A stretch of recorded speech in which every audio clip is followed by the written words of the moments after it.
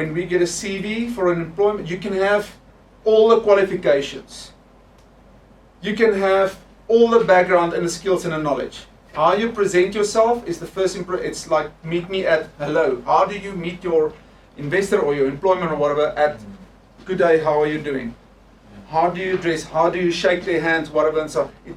All of that, it's like that is the first level of yes, no, yes, no. And now I'm only working with the yeses. Now I'm going to go more in detail. So the front cover needs to be well designed. Your information needs to be on there.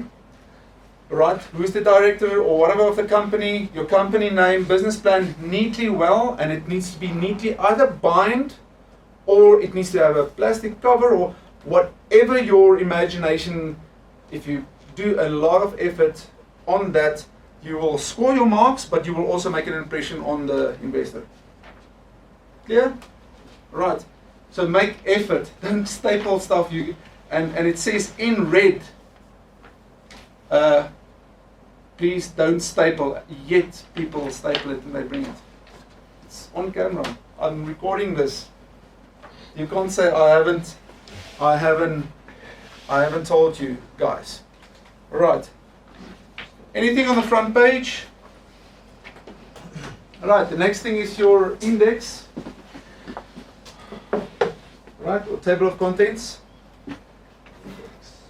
I'm going to give you a hint here, right? So try, when you open Word, right, Word or Pages on Mac, you've got the functionality of highlighting the headings and then create a format for heading 1, heading 2, heading 3, or whatever, how you want it to be, right? You with me? So for instance, this is my main heading. You would have it as heading 1, and you can change the format. So every time when you highlight something and you say it's heading 1, it changes the format automatically. And because you are doing that, if you say insert table of contents, it automatically drags all your headings in. You don't have to go update it manually, you understand. So be clever on that. It's going to save you a lot of time. Right.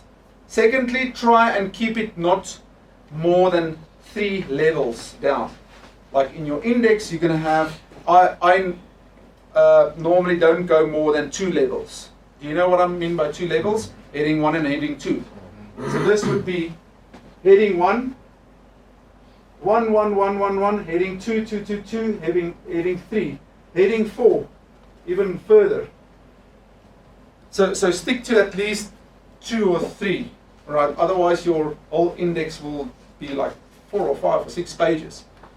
At least from heading 1 or 2, you'll be able to see whatever you want to see. And if you've got a digital document, when you click on the link, right, it will directly go to that section. Cool. Make sure your fonts that you use are in kind of the same that you use in your body of your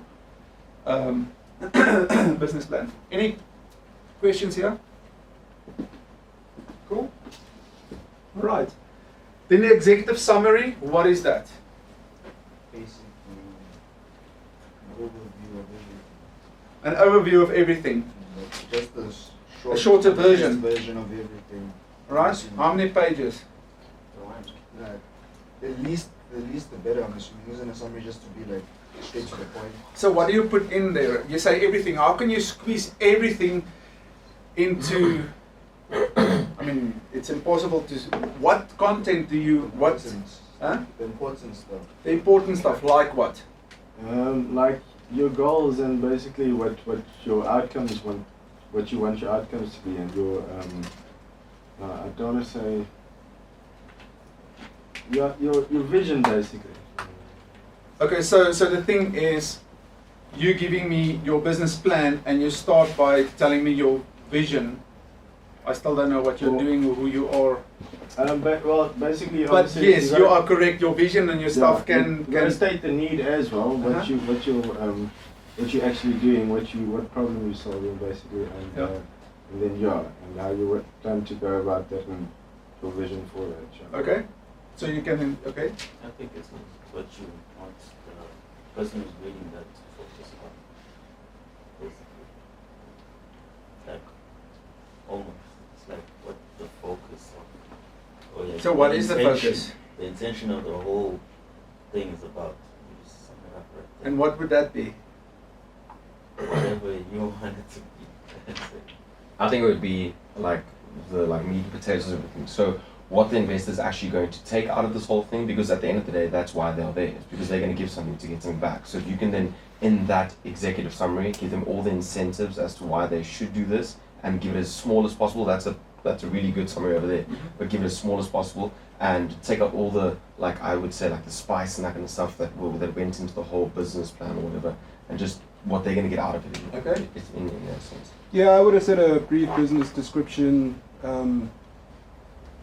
your idea of how long it's going to take for you to get your business running to its seeing return, and who you're working with. No, or who you are, Yeah. right?